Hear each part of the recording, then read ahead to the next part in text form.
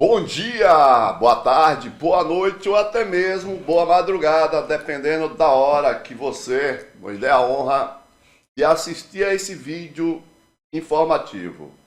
Minhas amigas, meus amigos, estamos aqui para trazer para vocês algo que ninguém mostrou no julgamento do CNJ, dos desembargadores e da juíza Gabriela Hart, onde eles tinham sido afastados. E de forma parcial essa decisão foi revertida. Os desembargadores continuaram afastados e a juíza Gabriela Hart e o titular da 13ª Vara voltaram para os seus cargos, mas por pouco tempo. Essa próxima semana, muito provavelmente, já serão mais uma vez afastados. Mas do que é que nós vamos falar aqui? Nós vamos falar aqui do ministro Luiz Roberto Barroso, que ao se aliar à Lava Jato de forma cega, desde o início da mesma, agora passa vergonha, agora passa vexame, sendo desmentido de forma cabal por duas conselheiras do CNJ.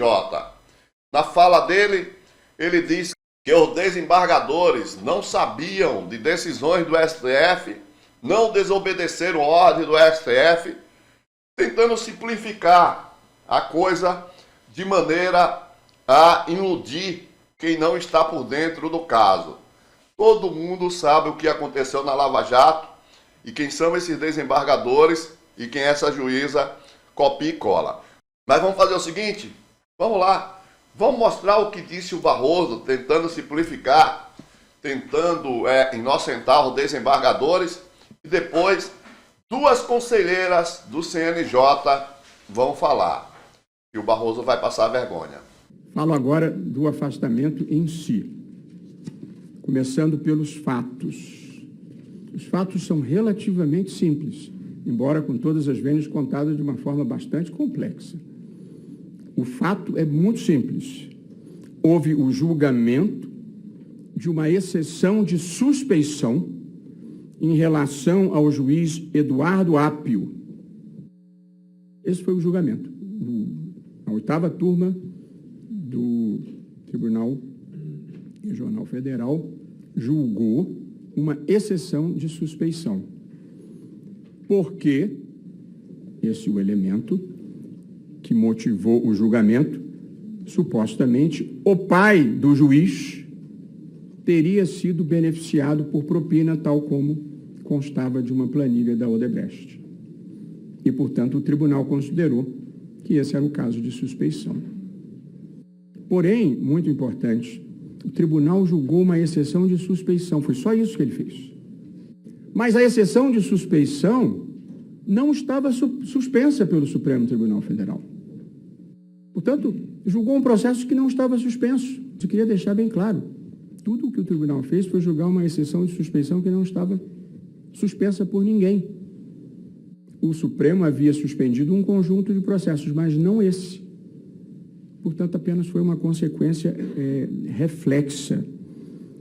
E, evidentemente, essa não é uma infração grave, se é que foi algum tipo de infração. Na minha visão, não foi nem infração, muito menos crimes.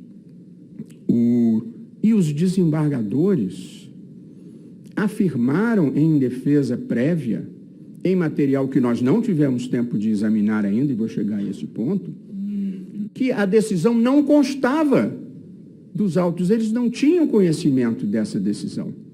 Portanto, estão sendo punidos pelo que não sabiam, que não deveriam ter feito, se é que não deveriam ter feito, porque nem a exceção de suspeição estava suspensa. Eles informam textualmente que a decisão do ministro Dias Toffoli não havia sido comunicada e que, portanto, eles julgaram com desconhecimento.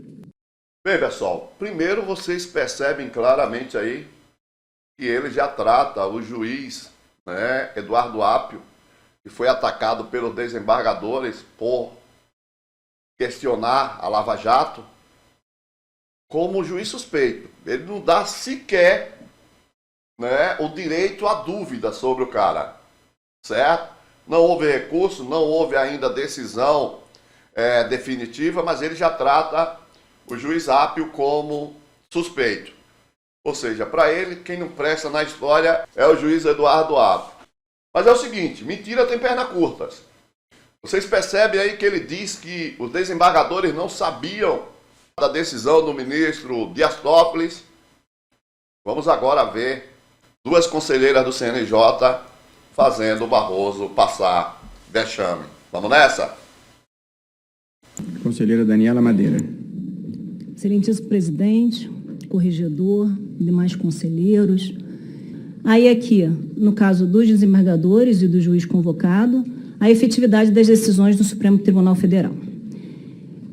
Eu entendo que há, sim, um liame de intencionalidade sistemática no descumprimento dessas decisões da Corte Suprema, quanto aos casos da Lava Jato no âmbito da 8ª turma. E aí eu vou exemplificar aqui em 6 pontos rapidamente. A primeira, que a turma julgou 28 exceções de suspeição em detrimento ao então juiz titular da 13ª Vara de Curitiba, Eduardo Apio, e o afastou também em relação a processos nos quais não havia exceção de suspeição, em face do citado magistrado. 2. Incorreu em extensão indevida dos efeitos da suspeição a todos os processos relacionados à Operação Lava Jato, ao arrepio da norma processual. O próprio acórdão do TRF da 4ª Região menciona a decisão de suspensão do Supremo, o que demonstra inequívoca ciência da decisão de suspensão, em um tema sensível de uso de prova ilícita que eventualmente apontariam a suspeição do juiz Apio. Um bypass processual com o fito de dar marcha processual à parte de ação penal via interposição de correição parcial direta ao TRF da 4ª Região, o que ensejou uma série de sucessivas decisões do Supremo no sentido de tentar encerrar a marcha processual já suspensa anteriormente. E quanto ao desembargador Loracia, declarou-se impedido em vários julgamentos por ser irmão de um dos delegados da Polícia Federal, que atuara em inúmeras investigações da Operação Lava Jato, e inclusive em provas rogadas a Portugal. Porém, proferiu o voto questionado na petição 11.791, agravando a posição jurídica de réu em processo para a qual já havia se declarado impedido. Como vota a conselheira Daiane Lira? Boa noite a todas e a todos. Já estamos um pouquinho cansados, vou tentar ser breve aqui, presidente, mas gostaria de fazer algumas considerações que fundamentam a posição que a gente vai adotar aqui neste julgamento. Eu vou começar em relação ao caso dos desembargadores, e do magistrado que integrou, que participou do julgamento da 8ª turma do Tribunal Regional Federal, porque eu entendo que, nesse caso, realmente o que está em discussão é o dever de obediência às decisões proferidas pelo Supremo Tribunal Federal. Porque o que é que a gente tem? Só para relembrar também aqui um pouco, a gente teve, primeiro, uma decisão do ministro Lewandowski, que declarou a imprestabilidade dos elementos de provas no caso do acordo de leniência da Odebrecht. Essa decisão, ela transitou em julgado na 2ª turma, em março de 2022. O Tacla Duran, Rodrigo Tacla Duran, entrou com um pedido de extensão, pedindo a suspensão das suas ações penais. Em 13 de março de 2023, o ministro Lewandowski acolheu esse pedido e suspendeu as ações penais. Novamente, logo na sequência, ainda em março de 2023, veio um novo pedido do Rodrigo Tacla Duran, direcionando também petição ao ministro Lewandowski, dizendo que, embora com a decisão de suspensão, houve sequência à marcha processual, mediante a interposição de um recurso em sentido estrito, no âmbito do TRF, da 4ª Região. Foi um recurso em sentido estrito e uma correição parcial interposta pelo Ministério Público Federal no TRF da 4ª Região, exatamente nesse sentido de dar seguimento a um processo que tinha sido suspenso no âmbito do Supremo Tribunal Federal. Então, em razão desse caso, o ministro Lewandowski novamente reiterou a determinação de suspensão. Então, o TRF, a 8ª turma, tinha ciência de que o ministro Lewandowski deu essa decisão de suspensão, inclusive em relação a esses processos, e isso ficou expresso na decisão do ministro Lewandowski, que as informações trazidas fazem crer que os atos praticados nas ações penais destoam daquilo que foi determinado, por envolver medidas processuais tomadas pela acusação em caráter incidental, que são claramente correlatas às ações suspensas. Também não eram as ações penais, mas eram ações incidentes correlatos às ações suspensas. Não bastando, novamente, veio nova decisão do ministro Ricardo Lewandowski, diante de, novamente, uma petição dizendo que não havia suspenso. O ministro Lewandowski novamente reiterou e disse que, por decorrência lógica e imediata, todos os incidentes processuais deveriam estar suspensos. Isso a gente, em abril, em menos de um mês, foram 3 decisões do ministro Lewandowski, reiterando a suspensão desses processos. Não o suficiente, no âmbito de um outro processo, novamente, isso chegou ao conhecimento do Supremo Tribunal Federal, já sob a relatoria dos feitos com o ministro Dias Toffoli. Ministro Dias Toffoli ouviu a Procuradoria-Geral da República. O parecer da Procuradoria-Geral da República, doutor Adonis, foi no sentido de que estava havendo descumprimento das decisões, seja por parte da 13ª Vara de Curitiba, seja por parte do TRF da 4ª Região. O ministro Toffoli novamente reiterou a suspensão, oficiou o tribunal, isso está expresso na decisão juntada aqui pelo relator, pelo ministro corregedor, fazendo expressa referência a todos os incidentes processuais, inclusive aqueles de iniciativa de terceiros, que deverão permanecer suspensos sem proferimento de nenhuma decisão interlocutória pelo juízo ou tribunal, não é? Ou tribunal, inclusive se fosse urgente. No caso de urgência, teria que ser remetido para o âmbito do Supremo Tribunal Federal.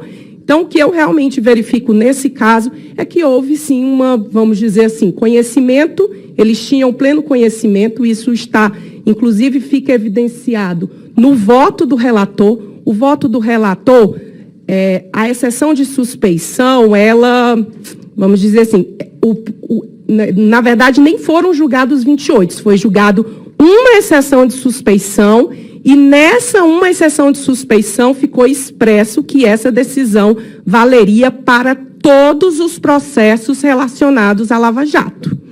Então, não foi um processo que foi suspenso, né? Não foi só um processo que foi julgado. Na verdade, foi declarada a suspeição para todos os processos da Lava Jato, o que incluía, sim, as ações penais suspensas pelo Supremo já desde março de 2023.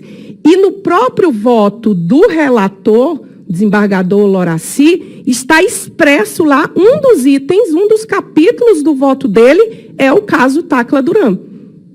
E no caso Tacla Duran, ele menciona as decisões de suspensão, as decisões do Supremo Tribunal de Suspensão. Então, tinha-se conhecimento, e exatamente em razão disso, eu entendo que mesmo, claro, no caso do juiz Danilo Pereira Júnior, mesmo ele atuando ali como substituto, poderia não ter pleno conhecimento em relação ao processo e todas essas decisões, mas isso estava expressamente, né, disposto no voto do relator. E é por isso, então, que eu acompanho integralmente o corregedor em relação ao afastamento do desembargador Thomson Flores, desembargador Loraci, esses dois, porque eles são integrantes, sim, da 8ª turma, então é a turma que é hoje competente para os julgamentos dos casos da 13ª Vara de Curitiba, e em relação ao juiz, né, convocado, Danilo Pereira Júnior, ele hoje é o juiz titular da 13ª Vara de Curitiba, Federal de Curitiba, que é a vara hoje responsável por julgar os casos da Operação Lava Jato, e em razão disso entendo que sim, é necessário, faz necessário esse afastamento. Sensacional, sensacional. É triste a gente estar trazendo esse tipo de coisa aqui, mas a gente não pode deixar o ministro Barroso tentar se impor, tentar fazer, né, a não verdade prevalecer nesse caso. Vocês viram aí. Ele diz uma coisa, tenta simplificar, mas as duas, né, conselheiras do CNJ fazem ele passar vexame lamentável. Gostaram dessa informação? Se você gostou e acha importante, meta o dedo no like, comente e passe bastante adiante. Muito obrigado a todos vocês. A gente volta a qualquer momento com mais um vídeo informativo ou na nossa live. Depois nós vamos trazer também o ministro Barroso passando vexame em relação à defesa que ele fez da juíza Gabriela Hart. A gente não vai deixar sem mostrar. Ele não pode continuar agindo como se fosse advogado de defesa dessa gente da Lava Jato e cometeram diversos crimes contra o nosso país.